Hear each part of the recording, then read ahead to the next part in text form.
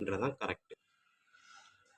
ஓகேங்களா students? So இவ்வளோ தான் நமக்கு இருக்கக்கூடிய 8th சம். நெக்ஸ்ட் நம்ம 9th சம் பார்ப்போம். பாருங்கள், a cot theta plus b cosecant theta equal to p, b cot theta plus a cosecant theta equal to q, then p square minus q square is equal to என்ன வரும் பார்ப்போமா?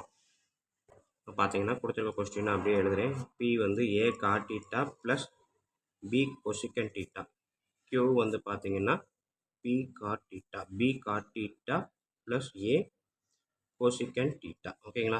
எனக்கு கேட்டிருக்கிறது p square minus q square. இப்போ என்ன பண்ண போகிறேன், அதை அப்படியே தான் எடுத்து போகிறேன். p square minus q square.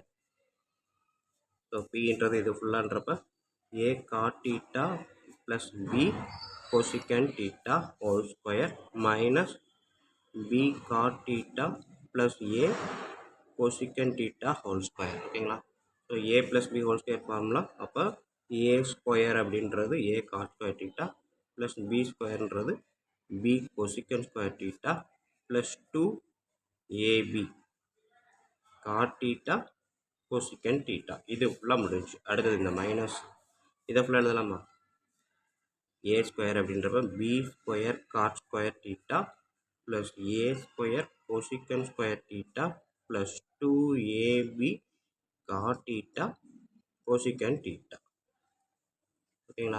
So அந்த ஸ்டெப் பார்த்தீங்கன்னா மைனஸ் வந்து common to all the terms. அப்போ இந்த மைனஸை உள்ள மல்டிப்ளை பண்ணீங்க அப்படின்னா a square God square theta plus b square cosecant square theta plus 2ab cot theta cosecant theta. ஓகேங்களா?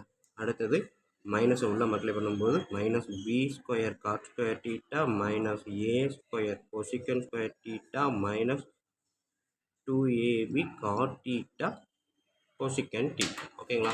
ஸோ அப்போ பார்த்தீங்கன்னா மேலேயும் கீழே சேம் டேர்ம் அப்படின்றப்ப சப்ட்ராக்ட் பண்ணால் ஆன்சர் 0. அடுத்தது பாருங்கள், ஏ ஸ்கொயர் டேர்ம் இங்கேயும் இருக்குது. ஸோ ஆனால் மைனஸ் இருக்குது. ஸோ அப்போ நான் என்ன பண்ண போகிறேன், ஏ ஸ்கொயரை காமனாக எடுத்தேன். நான் என்ன பண்ணலாம், இது ரெண்டே எழுதலாமா? So cot square theta minus cosecant square theta. அதே மாதிரி பி ஸ்கொயர் இருக்குது. இதுலேயுமே பி ஸ்கொயரை காமனாக எடுத்தால் cosecant square theta minus God square theta. ஓகேங்களா? ஸோ எனக்கு தெரிஞ்சது cosecant square theta minus God square theta equal to 1 அப்படின்னு எனக்கு தெரியும். ஆனால் இங்கே பார்த்தீங்கன்னா அதே இது அப்படியே உல்ட்டாவாக இருக்குது. ஸோ அப்போ இதை முன்னாடி வரணும், இது ரெண்டாவது வரணும்னா இதுலேருந்து ஒரு மைனஸை வெளியே எடுத்தால் போதும். ஓகேங்களா? அதாவது இந்த இடத்துல மைனஸ் போட்டு ஏ ஸ்கொயர் ஒரு மைனஸ்லேருந்து வெளியே எடுக்கிறேன் அப்படின்னா இங்கே வந்து பார்த்தீங்க அப்படின்னா cosecant square theta minus God square theta. ஓகேங்களா?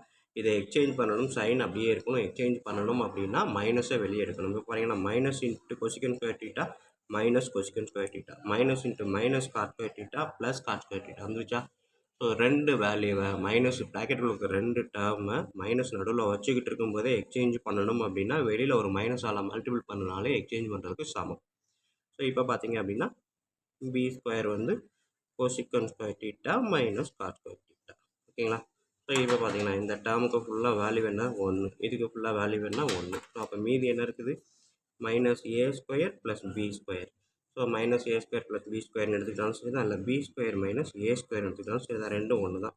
ஸோ அப்போ பி ஸ்கொயர் மைனஸ் கியூ ஸ்கொயருக்கான answer b square minus a square.